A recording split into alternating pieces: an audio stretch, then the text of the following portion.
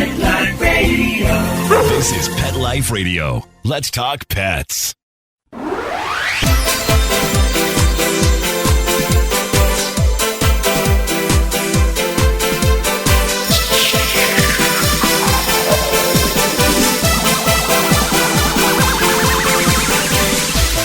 Hello, you're listening to Animal Party on Pet Life Radio with me, Deb Wolfe, and I've got back one of my favorite guests, the dog expert, the world-renowned dog expert, author of Intelligence of Dogs and many others, many best-selling dog books, Dr. Professor StanCoren. Welcome to the show.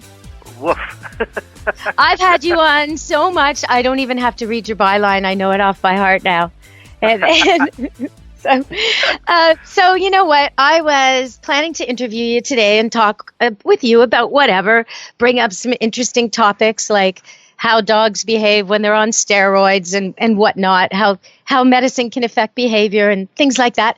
But then I was researching for a different show, my defense of golden doodles and labradoodles, and that's when I spotted your recent article. A designer dog maker regrets his creation.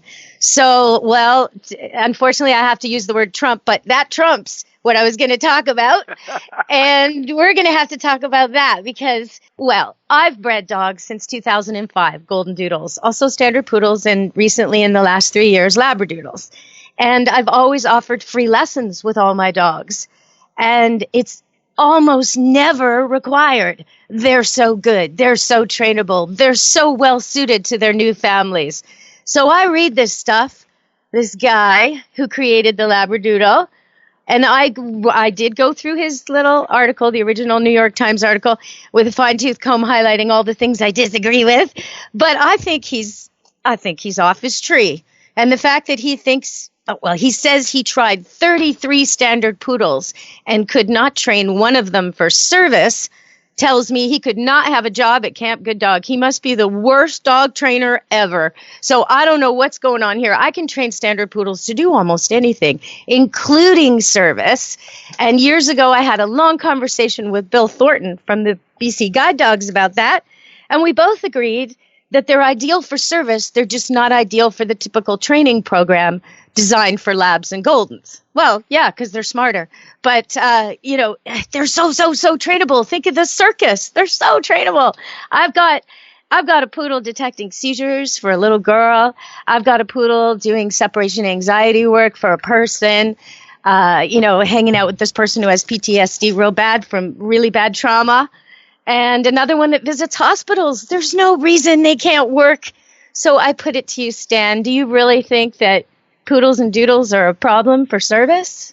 Well, he certainly thinks there's a problem. You have to understand, where he's coming from. He was the training director for a guide dog organization in Australia. Okay. And somebody came to him because they needed a guide dog, but their husband was highly allergic. Yeah, and you know what? That's the kind of request I get often. I get these people who say, I want to visit hospitals, but I want a dog who won't shed to do it. Yeah. Fair enough, right? So what he did was he said, there's no problem, right? Because, a poodle can do the job, and, I'll just train a poodle to be a guide dog. Well, he tried a bunch of poodles, and there were 33. 33. But honestly, last year I had 9 poodles born from a litter. I tested them for aptitude. I selected the ones I thought were good for service. There were 3 out of the 9. I trained all 3, and all 3 are successfully working. Like, this really isn't that hard, and that's a huge ratio. Normally you don't get that high ratio. But yeah, were they working as guide dogs? Well, one detects seizures for an epileptic child. That's pretty serious work. No. I have no problem with that. Okay. Yeah. And my according to my own research, poodles are the second brightest dog in all of dogdom. So I expect that would work too. But that's also part of the problem. Okay, as to why they don't make good guide dogs for the blind.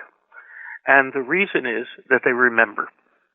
You see, Yes. the important thing for a guide dog is it has to, guide its person around and evaluate each situation, on the basis of what's going on right now.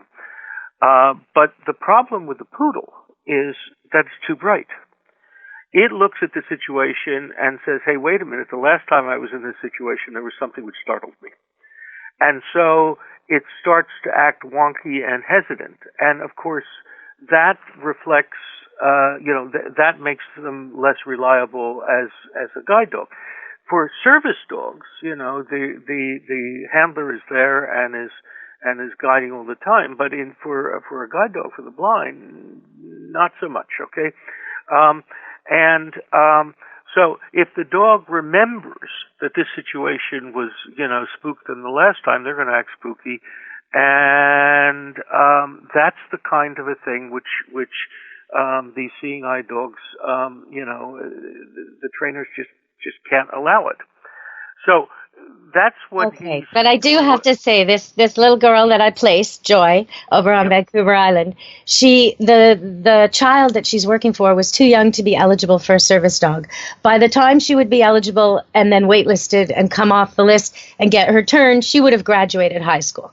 She was unable to go to school without her mother because her epilepsy is so severe, and now she goes to school with the dog.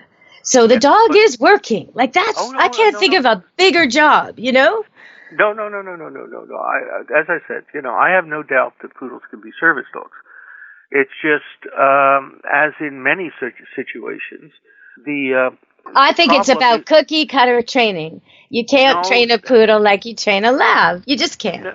No. You have to fit the dog to the task. Okay, Look, I helped design the tests which are used for hearing assistance dogs. Okay.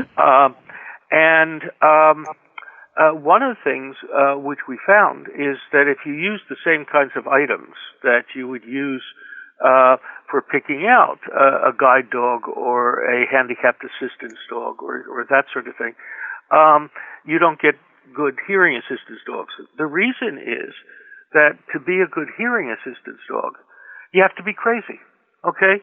You need a dog who is hypervigilant, with high activity level, who's going to go careening around your living space at the slightest sound.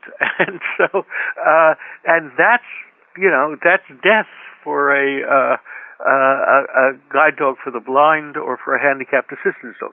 So you have to fit the dog to the circumstance. Right. Yeah. The dog has to be good for the job. Like if he doesn't smell, he can't, if he's not interested in things and smelling things, he can't be a search dog. But if he is interested in smelling things, he can be a search dog. I get that. Okay. And that's what Wally Conron found. He found that, in fact, the poodle just didn't fit that particular assignment. So then what he did, and it's, he's trying to solve the needs of a particular clientele. Oh, I understand. Yeah, I get it, because I get the same kind of requests. I had a man with Parkinson's who wanted a doodle that wouldn't shed and wouldn't be afraid of his crutches and, different things like that. And I had to pick the right animal, the animal that wasn't scared as a puppy from the loud noises and the unpredictable way this man walked, right? And you got to pick the right dog, for sure. Okay, and so what he did then was he said, okay, I've got, some tremendous working labs, and so let's cross the poodle with it and see if, maybe we get, two bright dogs, so you've got some good chance of getting a dog which is smart enough to do the work. But, let's see whether or not we get a non-shedding dog. So his first litter of these lab poodle crosses contained only one dog, which was really hypoallergenic. And in fact, he trained that dog up, and the client got the dog which it needed. But what happened is that people looked at these lab poodle crosses, and they made the presumption that all of these dogs would be not only smart, we expect them to be smart, and tractable, which we expect them to be, but also hypoallergenic. And of course they're not. In fact, it turns out that only about half of them in any litter actually test out as being hypoallergenic and don't shed the regular doggy dander. And so, okay, I agree with that to a certain degree. I would suggest that all of them shed a lot less than a regular golden or a regular lab. All of them will be a lot less messy for a household. But the ones who are truly got that poodle coat, you can tell right away. Within a couple of weeks of them being born, they're curlier, they got a different coat. So a honest breeder says, these are the no-shed ones. These are not, right? But now you have the reason why Conrad regrets creating the cross, okay? Okay. Because the vast majority of breeders don't. Well, okay, and that I agree with. Totally agree. And yes, to sell them all as hypoallergenic and trained for service and therapy is ridiculous because, of course, they're not. But some of them will be. Some of them will be so exceptional. And yeah, of course, some of them will be. But the point of the matter is they're not testing. And that's what what he complained about is, you know the reason why they got the name labradoodle, okay? Mm-hmm. Normally, there's a whole queue of people who are waiting to do the puppy training for dogs, which are later going to be service dogs. Okay, right. So they're the ones who take them into the house and housebreak them and take them basic obedience class and all that sort of thing. So when he had crossed, this lab and this poodle, he had this litter of dogs. And they now had to be temporarily homed. So the guide dog organization went to their list, and nobody wanted any of these dogs because they're crossbred, and they all wanted a purebred dog. Mm-hmm. So what Conrad suggested was do a press release. And in the press release, what you should say is, we have created a new breed of dog specifically in the hope that they will turn out to be great service dogs, and they are called labradoodles. And at that point in time, the phone started ringing off the wall. Everybody wanted one of these dogs. Well, the popularity of the breed eventually got to the point where you now started to have all of these breeders, some of them just backyard breeders, but some of them, commercial puppy farmers, which started producing these dogs. Not only did they produce them, not test them, but they made the claims that they were all hypoallergenic and that sort of thing. But they are selling them for, in some cases, 2 or 3 times the price of a purebred dog. Yes. Do you know what? It's so frustrating because my poodles, I think they should be worth more. They're standard poodles, purebred, but people want the doodle more than they want the poodle, and I do understand why. I mean, I've fallen in love with the doodle too. There's something about their retriever, willing to love everybody, easy to train. There's just something so amazing about that, and then less shedding and slightly smarter. And better memory. I mean, it's like Retriever 2.0. It's awesome. We're going to take a break and come back, and Stan's going to say more about this, and so am I. We're going to talk about cockapoos and multipoos and shih tzus, and somewhere in there, somebody decided to say that the puggle was a result of poodle cross, which is ridiculous. Got to take that out of there. Puggles are pugs and beagles. Nothing to do with this topic. But we'll be back on Animal Party Pet Life Radio with StanCoren, Dr. StanCoren, and me, Deborah Wolfe.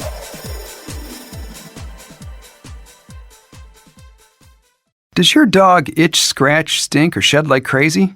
Come to Dynovite for help. Order a 90-day supply of Dynovite. Dynovite is nutrition. Pick up 2 bottles of Lico Chops. Get the 3rd bottle free. New improved Lico Chops with omega-3, omega-6, vitamin E. And now, 6 extra direct-fed microbials. Even better for the digestive tract and immune system. Try Lico Chops Buy 2, get 1 free. At Dinovite.com. DINOVITE.com. Let's Talk Pets on PetLifeRadio.com.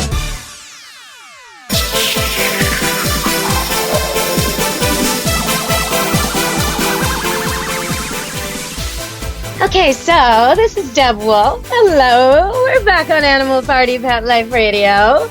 And I would like to say hello to Jennifer Anniston, Tiger Woods, and Neil Young, because we have something in common.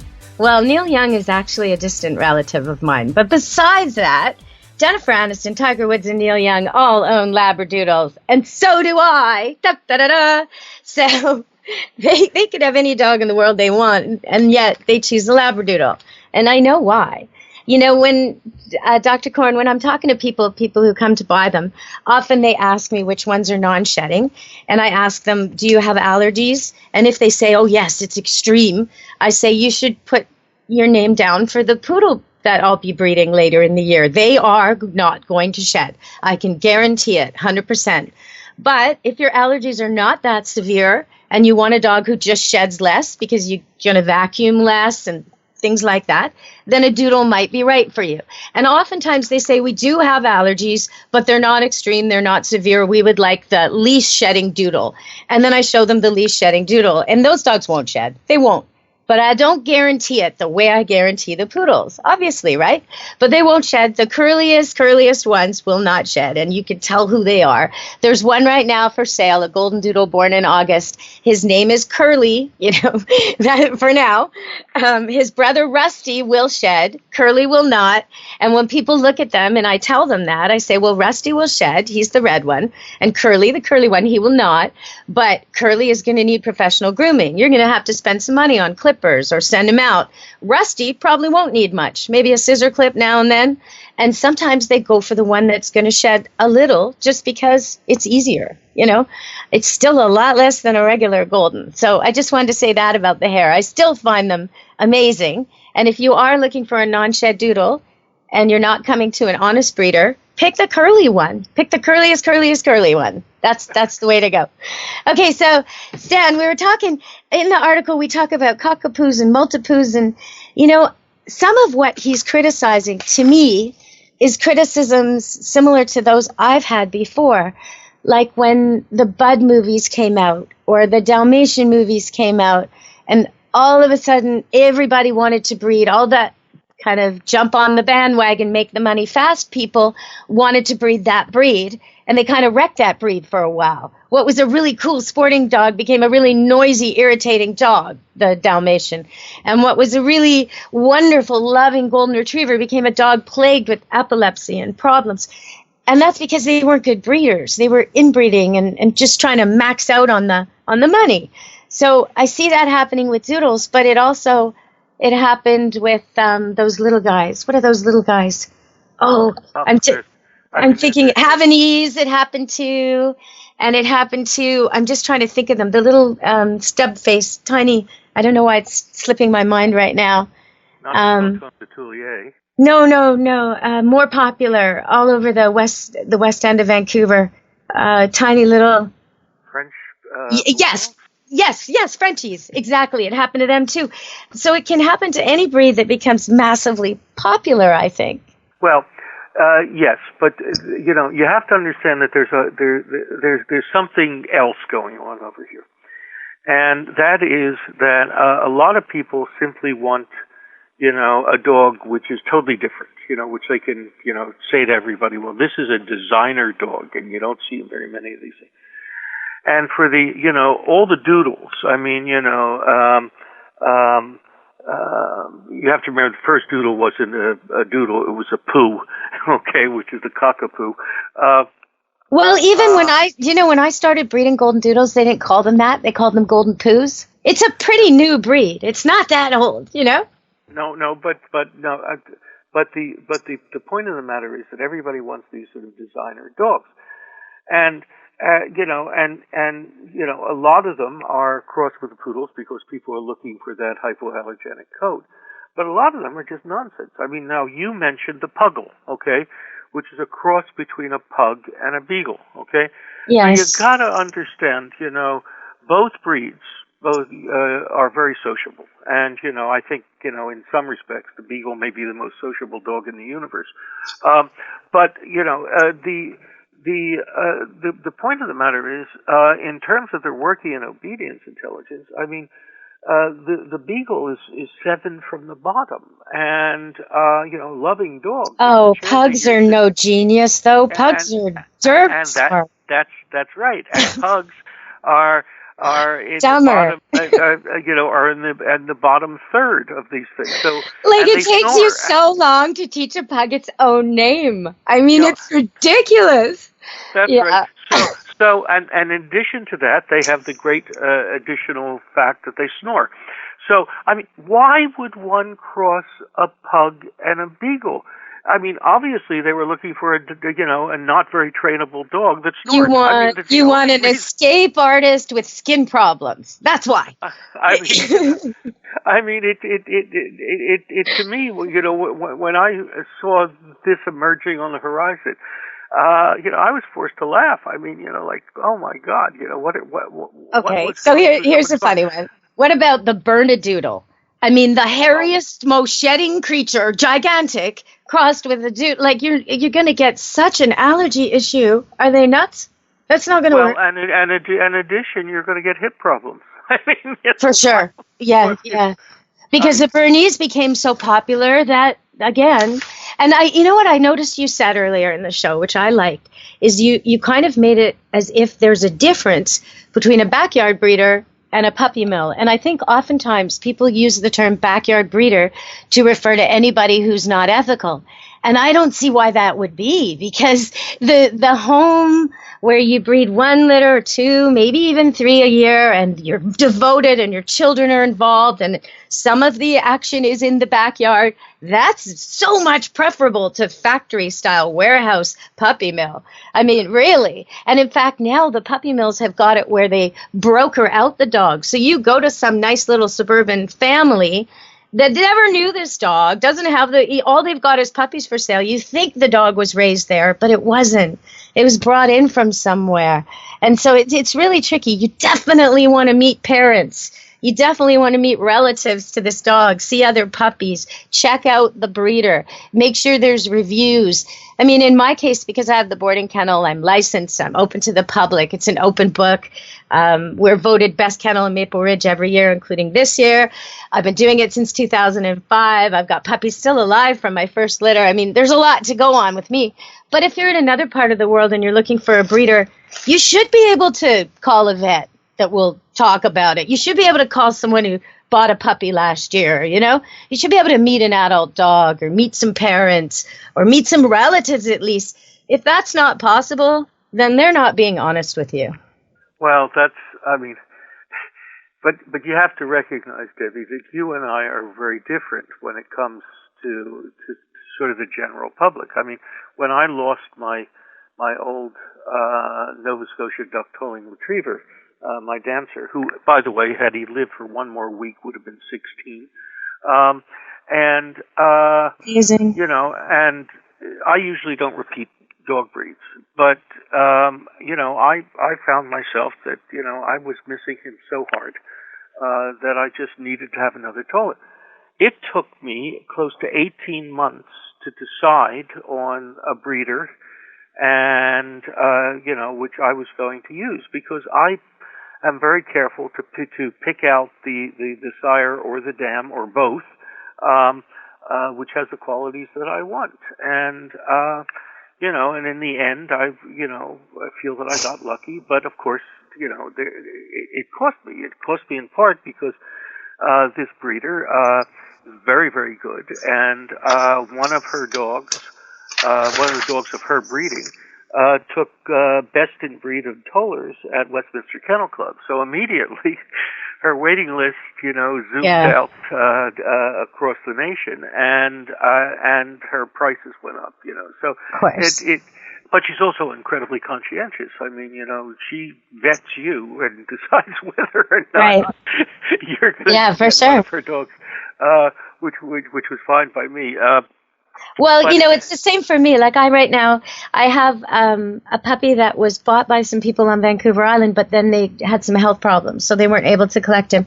And I decided to give him a lot of training. So he's learning things. He's a golden doodle. And I have a few pups born in August and a couple of labradoodles for sale. But I already have a wait list for next year. Like they're people who have met the parents or have dogs from me before, and they're committed because they know how good they are. The other thing is, and just to finish up this topic of doodles, with every dog I sell, I offer free training. They hardly ever take me up on it. They often text me things like, what do I do when, or how he hasn't pooped yet, what do I do, in the first week, or they'll send me pictures of the dog dreaming and say, is this okay? And yeah, that's a dog dreaming, this kind of thing. But normally they don't need any training, and they go on my YouTube channel and they get all the tips they need, and it's free. So, I mean, they could take me up on it. I also offer, if they ever don't want their dog, they can just bring it back, and I will retrain it if it needs to be retrained and find it a good home. And that rarely happens too. So, I mean, these are really, really excellent dogs and easy to train. I noticed in his article, there's somebody quoted some groomer talking about how they have separation anxiety. And that's just not true. That, if you take a dog and you show it right away in its new home that it's safe when it's alone, and you go out a few times a day when it's a puppy, and you keep that up over and over, and you don't fuss over hellos and goodbyes, and you make sure its needs are met before you leave it, and, gradually you increase the time it's alone, you will not have a dog with separation anxiety. I've never had any doodles where they call me with this problem. Never in all these years. So that's just not the case. So I just wanted to say that. You've had them call you and say, I don't understand why this dog won't housebreak, and you have to say to them, yes, but it's only 10 weeks old. Well, I have, it's really, really easy. Sometimes it's remarkably easy because poodles really, really try to figure out what the rules are and get it right. And so I find many of the doodles are like this too, where I get people saying, he never had an accident, or they'll ask me, was he house trained before we got him? And I'm like, no. And he seems to be, this kind of thing. But there's also when the dog's the first 2 days at home, it's not sure where it's supposed to go. And so a lot of times it won't go at all. And they're worried. They're like, he hasn't pooped yet. I'm like, just take him outside again. Take him out. Get another dog's, sample and put it somewhere, and that'll help him know where he's supposed to go, right? Usually the main problem with house training I find with families is if the dog is taken out of the crate or the confined area in the morning by small children, that is the issue because they don't let it out. If an adult takes the puppy out first thing in the morning all the way outside and it pees and then the kids get to play with it, things work out great. But if the kids get up first and let the dog run around, then we have accidents. So that's really the critical thing I see in the difference between those that get it easily and those that have to work on it for a few weeks. Well, the house tracing issue is something which every now and then I run into. Somebody wrote me just recently. If you remember my ranking of working in obedience intelligence for dogs, the caboose was the Afghan hound. I mean, they're gorgeous, but they're really difficult to train.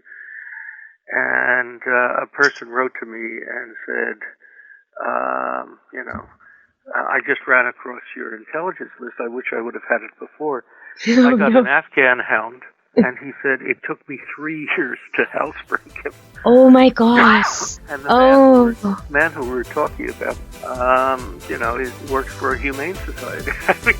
Oh, I wish he'd called me earlier, We're going to go to break, and we're going to come back and talk more about this on Animal Party Pet Life Radio. Stay tuned.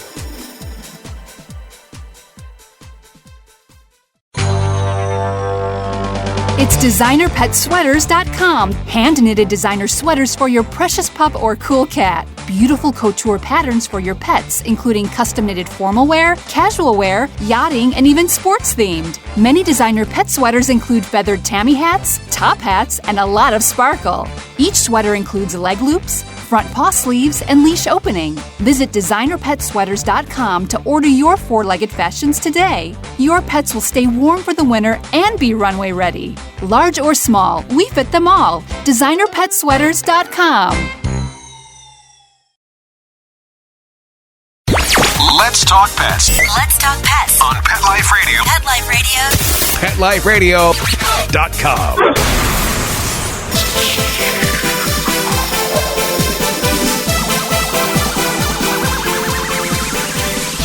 Hello! We're back on Animal Party Pet Life Radio, and I'm just hearing about a dog. I hear about this all the time. Someone will come for training, or they'll come to board their dog, and they'll say, by the way, we have this issue. And I'll say, well, how long has he been doing this? And they'll say, 4 years. And I think, look, call me in the first month. Come on. 3 years to housebreak a dog. Probably if he had put the dog on a long lunge line and around his waist in the house whenever it was free and loose, then he would have noticed when it had to go, and he could have run outside, made a big, fun, silly party of it when the dog did what it was supposed to do, and he probably could have got this covered earlier. I find hound dogs, they like a bit of a celebration. They like a bit of hoopla. So that could have worked really well for him. But he didn't call me. He's in Boston, darling, so I don't think he's going to call you. He could on radio. No problem. Oh, come on.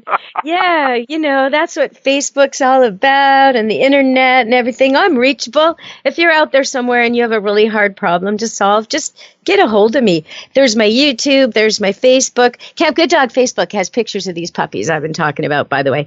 And so what I decided to do was train a couple of them. I'm going to give them more and more training till they sell, and the price will go up, of course. But right now, they are available. There's one golden doodle born in June, 2 labradoodles born in June, and 2 golden doodles born in August. Although I do have showings today and Saturday and Monday, and I mean, people are coming, so they're all going to go. But if anybody's still here, they're going to get more and more training, because I really like the idea of one of the non-shed ones. There's 2 of those, Curly and there's Rusty. 2 golden doodles that are no shed. No, Rusty sheds. There's 2 golden doodles that are no shed. Victor, because he was supposed to go to Victoria, so he got that name. Victor and Curly. And there's 2 labradoodles that won't shed. One of them looks like Chewbacca. He's gorgeous, big brown guy. Anyway, I would like them to be reading assistance dogs, because they would love to be read to. They really would. They shouldn't look like Chewbacca. Do you know who Lucas designed the face of Chewbacca after? It's after his Bouvier de Flandre. Oh, really? Oh, that's funny. That's supposed to be the face. Well, it's more the color. He's this brown and orange and shaggy kind of curly mess of hair, It's more that than the face. But yeah, I do love a Bouvier. I love the dogs that are so unusual like that. Boxers and Bouviers, the way they play on 2 legs, like standard poodles.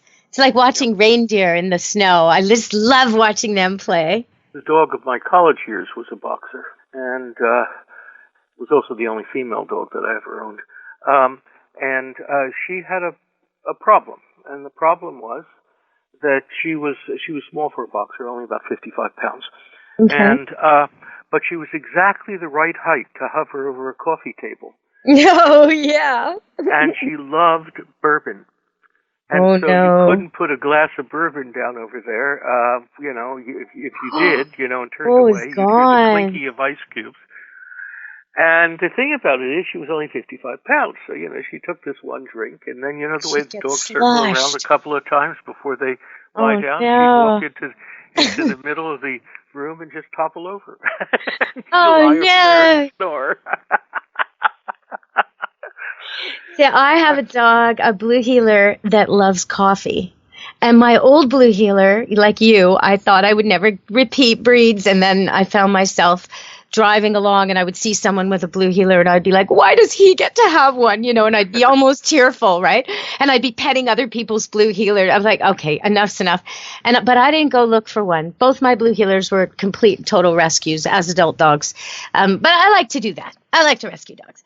And when, because it part of the reason I sell Doodles and Poodles is so that I can rescue Rocky the Lab and Rally the Shepherd and, rehome them and train them, putting the lab, get them into a good situation. And so one pays for the other. It kind of all works together. But yeah, I think he likes the coffee, and he'll actually spill my coffee to drink it off the ground, or if I'm not careful, he'll get at it in the car. I have to, if I stop anywhere, because he's very clever with his tongue, I have to take the coffee and put it on the roof of my car because he'll get in there somehow. Terrible habit, little brat. Oh. Well, I have a friend who occasionally gives his dog a little bit of beer in a saucer, and I was over at his place, and he took a saucer and he poured some beer in it, and he said, it's for fetch, and I said, okay. I said, do you want me to put it down for him? He said, oh, no. He said, we have to let it sit over here for about 10 minutes. He said, he doesn't like the bubbles up his Oh, my God. Okay, so I should say, because we are on radio, we're not recommending that you give your dogs alcohol, right? No. And we're definitely not recommending you give them coffee. Certainly not chocolate. There's things we like that they really shouldn't have. Anything that you wouldn't want your kids to have, any of your little vices or habits, like, for example, now in Canada, marijuana is legal. Don't let your dog get at your stash, especially if it's edibles, because the pot and the chocolate together, oh my gosh, that's a recipe for problems and huge vet bills. And he doesn't know. He thinks it's food. Why not? Or he thinks it's important to you because it smells like you. I've had dogs eat pairs of eyeglasses because they smelled like the owner and they seemed important to the owner. They'll do kind of strange things sometimes. Yeah, and you're talking about things the dogs shouldn't eat. I mean, we're approaching the holiday season, and right now lots of people are bringing the poinsettias into the house. Yes. And for some reason, dogs, are very much attracted to the scent of these things, and it is really quite caustic for a dog. So don't let them chew on that either. No. And, okay, so while we're on it, I'll just go through the whole rundown before we finish the show. Make sure your Christmas tree is anchored. Do not use chemicals in the base of it. This is if you have cats or dogs. You can use sugar water and reboot it or Gatorade, something like that, but don't use the chemicals that could kill your cat or dog. Anything on the tree should not be edible, like popcorn or inviting to animals. It should not be glass or breakable. Any edible gifts should not be placed under the tree or used as decoration. They should be taken out right when they're about to be given. If you can't follow all those rules and you want to decorate your tree with tinsel and glass and maybe candles and chocolate, that's okay, but then it has to be in a room that you can close off so pets don't get to. Really, really watch the burning candles. I know that, like for Jewish people, Hanukkah candles, you have to light them and let them burn all the way down. So you might want to choose birthday candles so they go quickly. You might want to, you just don't leave the cats with those candles. I don't know why, but cats love flame. And they don't seem to realize that their tails catch on fire. And then they run through the house. So it can be a real problem, cats and candles. So be really, really careful this year. Wrapping and tinsel, cats will ingest it. And then, again, big vet bills. The same for the gravy. It's okay to give your dog a little bit of turkey or whatever kind of treat that you've been eating that night, but you definitely don't want to binge him on the fat. You don't want him getting into that broiling pan and eating a whole lot of gravy and foil and God knows what at the end, because that can really, really, well, it can kill him actually. So watch out. That's probably the most common thing Christmas Eve over the holidays. And vets are really busy. Emergency clinics are really busy. Keep the numbers handy. Keep your dogs on leash. And hopefully you won't need to see them. Another danger this time of year is antifreeze. If you're traveling anywhere, keep your dog on leash at gas stations. You don't want him licking even a drop of it.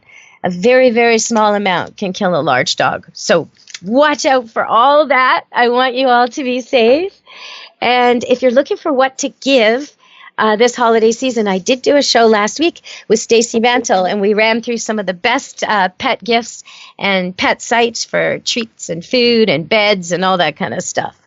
So, okay, thank you for leading into that for me, Dr. Coren. Well, let me just give. Can you add some? Your listener one little trick, okay? Okay. And that is, if you're decorating a tree, it's all flashy and very attractive to the dogs.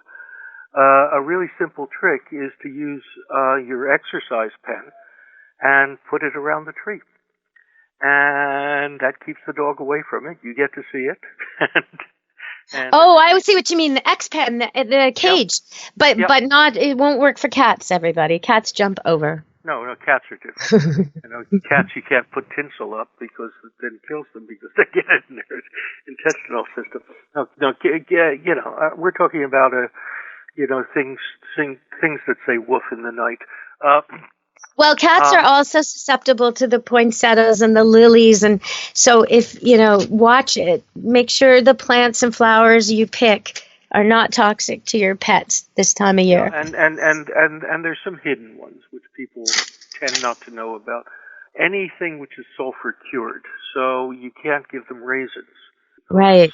The sulfur in there does bad things to their blood. And certainly not maraschino cherries. And not grapes. Not grapes for dogs. Not grapes. Yeah, that's in that list. And of course, then there's some veggies like onions and garlic. But of course, a little pinch of garlic does wonderful things for a dog. Well, if you're ever wondering what's good, what's not good, what you could add, what you can't add, if you look at the best, most expensive dog food brand you can find, maybe you see it at the vet's place, and you look on the back and you look at the ingredients, those things are okay for your dog. They've figured it out. So if it says on there carrots, beets, beef, cottage cheese, eggs, these are the type of things you're going to see on there. Yogurt, you're going to see meat of all kinds. You can see beef or chicken or duck or potato or sweet potato all the things you see are not a problem for dogs' digestion, or they wouldn't be in there. That's an easy way to do it. Another way is to go online, but make sure the sites you're on are veterinary sites, because a lot of people claim to know what's good for dogs, and they're off their rocker. So you want to make sure you get the right stuff. And these expensive brands have been formulated with veterinary help. So that's why I suggest you go there for the easy list. But if you're finding you're going to go on a holiday and you've got a quart of yogurt in your fridge and it's not gone bad, but it will go bad while you're on your holiday, you may as well give a few spoonfuls to your dog on top of his kibble tonight. It's good for him. It's not going to hurt him. It's in his food anyway. And, why not give him something that isn't dehydrated and kind of dry and tasteless? Why not, right? Just not for begging, not for rude behavior. You can, whenever you give a treat your dog really loves, like apples if he loves them, or bananas, or sweet potatoes. Some dogs really love these things. Just make him work for it. Make him come, make him sit, make him lie down, make him do stuff. Then he'll be a great dog, and you'll be feeding him well. Yeah. You remind me of an interesting story. Somebody contacted me and said they had just gotten a Malamute from Alaska. Okay. And it was a puppy, and I said she said to me, it's just not eating. I put down kibble and that sort of thing, and she said I can't get it to eat. Well, it turns out that, in Alaska, they just give hunks of fish. Yes, raw fish. I knew it. I could tell. Mostly frozen and that sort of thing. So we eventually solved the problem by having her take some tinned tuna and sprinkle it over the dog's kibble and moisten the whole thing. So nice. Worked. Yeah, eventually you probably wouldn't have to do that anymore once it figured it out. And tuna is not a good food for cats as a regular thing, just to add that in there. It's okay occasionally, but you don't want to just be feeding your cat tuna like some people do. But that makes sense to me. And there are treats made of salmon skins and things like that she could try too.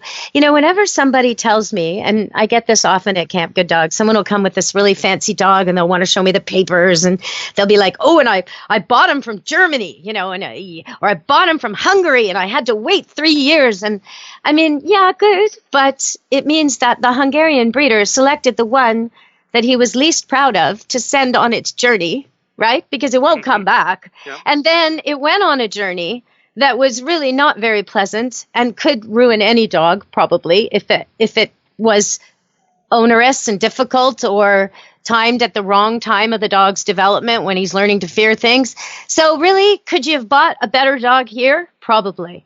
Yep. And you didn't meet the parents and you didn't see anything. You saw a website. How do you know what's really there? I don't ever purchase a dog from a breeder who is not within easy reach because I like to see the breeding set up and meet the parents, first, and I like to be able to see the puppies when they're 6 or 7 weeks of age. So. And even meet, other owners or previous buyers or examples of the offspring before, or if it's a first time litter, get references about the breeder or like something. Just don't go blind because you're going to have this dog for 15 years. I had people buy a Doodle from me last week. And at the end of the whole thing, as they were walking up to the car, the lady said, I'm so relieved because you don't know what we went through. We rescued a dog, and I think it was from Mexico. I'm not sure. But the dog came over, and it was supposed to be healthy, but they knew right away it seemed to have a fever. So they took it to the vet. And this is a family with like little kids. Within 3 days, the dog died. Right? Now, that's totally the fault of the rescue organization and the vets at the airport and all this other stuff. But I can't tell you how often some of these imported rescue dogs come with very difficult to treat, unusual here problems, health problems. Mange or some kind of skin issue that just drags, and the vets are trying everything. And it's just, there's dogs to rescue here. So I would really suggest to people, I have one called Rocky. He's a lab cross. He's 4 years old. His owners recently had some health problems. He's in his 80s. Rocky needs a good home, and Rocky's a great dog, right? So, if you want Rocky, call me at Camp Good Dog. Really, that. It's that easy. And he won't come with all these exotic health problems. And he will come with some support from the owners, from me. So, there's good dogs out there, lots of them. Yep. And there's a lot of good breeders who can locate, locally. And if you've got, there's a very simple trick. If you know what breed of dog you want, there are, the specific breed clubs in every state in the States and in most of the provinces in Canada and that sort of thing. And the real trick over here is some of them will have somebody who is, in the club who's responsible for contact to breeders. But in most instances, you just call or email the club secretary or the president. I like to call them. And you will get more information about the availability of dogs who are already on the ground and which breeders to trust and all that sort of thing. And the issue is not a paucity of information, but it's eventually sort of, choking off the flow because these people are dedicated to their breeds. Yeah, I agree with that. If you're looking for Doodles, though, that won't help you because they're not registered, so you won't be able to find them in the breed clubs. But like I was saying before, you can look for things like in my case, I am open to the public. I am licensed. I do have reviews. I do have long-standing customers from litters from as far back as 2005. I do have a record with all the local vets, like this kind of stuff. They should have some kind of presence you can check on. You should be able to Google their name and find something great about them. And lots of great reviews and happy people and pictures, not just their own website that they kind of made to show you how great they are, but something else. Look at them from outside the box and see what you see. You may come up with articles you don't like. You may come up with charges against them. You may come up with all kinds of stuff. So, look for it. And again, the big thing is that mama dog. If she's wonderful, then she's going to teach them to be wonderful. So that's a big, big, big part of it. A huge part of it. I'd say the biggest part. If she's well cared for, healthy, happy, friendly, social, doting over puppies, that is really huge. Wouldn't you agree, Dr. Conron? Oh yeah. I mean, I always feel that if you've fallen in love with the mom, then you're going to fall in love with the pup. I mean, it's that simple. Because it's not just her half contribution of genetics. It's also that she is representative of how well she and they and the male were taken care of. And also, she is not just passing on genetics. She's teaching. He's gone. He's not really involved in the teaching. So it's about her teaching them what to like, what to trust, what to bark at, what not to bark at, all that kind of stuff. To be gentle. That's her job. Yeah, and and if you've got a choice between, two different litters, you always should pick the larger litter because that's the litter in which the dogs have had their maximum chance of social interaction with all their litter mates. Well, and that was something that stood out about this labradoodle thing. This guy that bred the one for service, and then he only had 2 left to place. Well, why were there only 3? That's very odd. I don't know. My litters are 8 to 10. It's a bunch of things. 33 standard poodles, but not one was successful. Come on. Really? Like 3 out of 3 for me. I don't know. That was just that one litter. No, Deb, you got to remember they were not successful as seeing eye dogs. For the blind, that's right. I still think epilepsy detection for a little girl is pretty high up there. I think that dog could have been a seeing eye dog for the blind. It's not like, it just comforted people at the airport. I mean, which is also a job, don't get me wrong, but this is a big job. Big job. Always on the alert for the seizure. Big job. Keep her safe in traffic if it happens in the middle of the road. Big job. I don't know. I don't want to minimize that job.